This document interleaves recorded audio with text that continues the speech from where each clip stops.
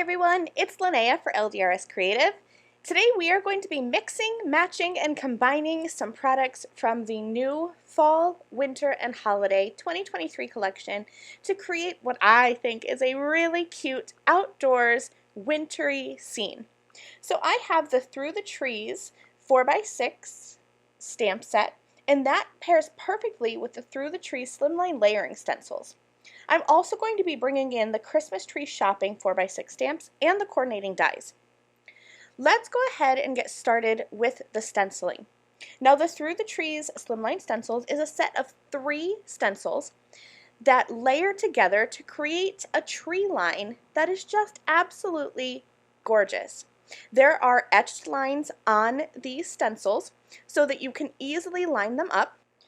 But I'm going to step outside of the box of those etched lines and kind of just ignore them a little bit and create a fuller tree line than what the stencils are intended to be used for. It's something that I really encourage you to do, to take a look at your products, use them as they're intended, absolutely, but then maybe think outside of that creative box and let your creativity just run wild.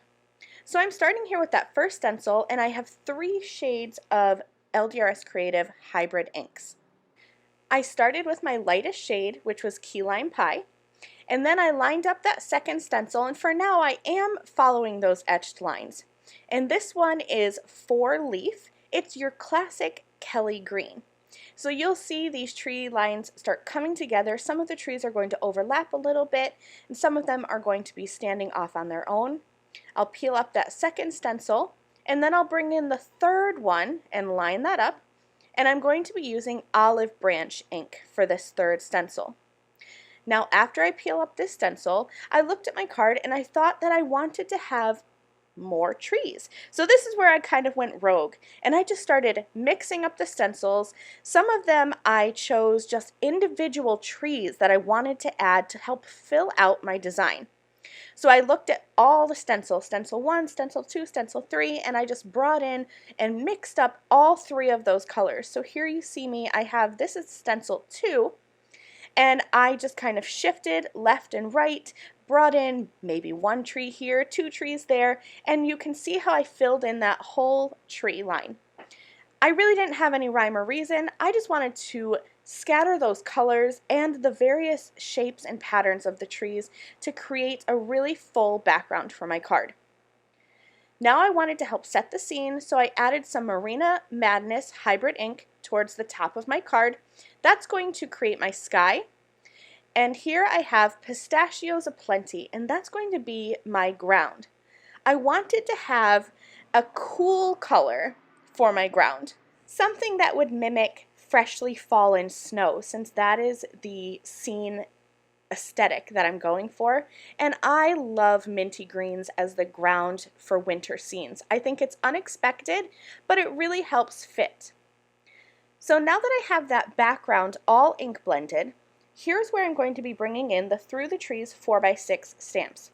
Now these stamps can be used on their own. You can stamp them with Raven Hybrid ink or with ink embossing ink, and you can color them in any way you want, but they are perfect when they are layered over top of the ink blended trees from the Through the Trees slimline stencils. So I have my Raven Hybrid ink, that's off to the side, you can't see it, but it's just your blackest black ink. And I am using these outline and layering stamps to just add some pops of black and some outlines here and there. I'm not doing it to every tree. Again, I don't really have a rhyme or reason, except that I'm just trying to keep it balanced to my eye. So I just went here and there, added some outlines, and then I added some of those stars along the tops of the tree lines.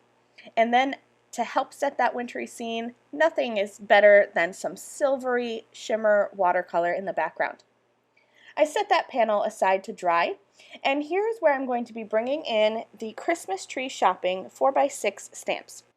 I used my Raven Hybrid ink, and I stamped those 2 pine trees, as well as some of these cute polar bears and the little penguin. I think these images are absolutely adorable, And they're easy to color because polar bears are mostly white.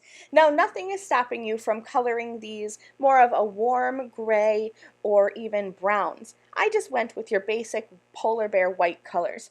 So I have some cool gray markers, and I like to start with my darkest color along the edges where I'm going to have my shadows, and then I blend that out with a medium and then a light, and then since this is supposed to be a white bear, I did bring in my colorless blender and just blended that out to kind of create that highlight of where there may not be any color, but I wanted there to be some shadows.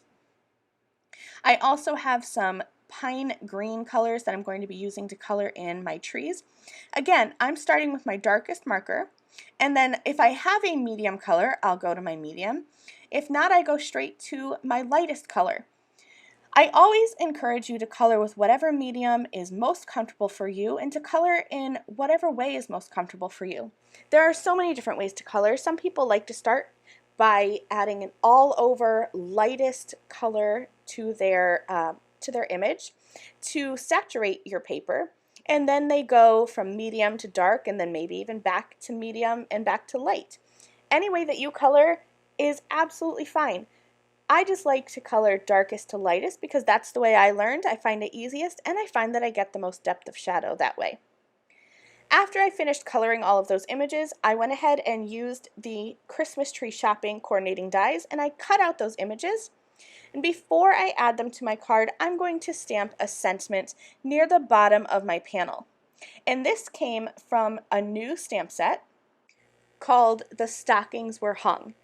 It's a great stamp set. I love the image in the stamp set, but I also love all of the many sentiments. So I grabbed one of my favorites and one that I thought would help fit this scene, and I added it near the bottom of my card. And then I'm going to just start playing around, adding these images to the front with some foam tape.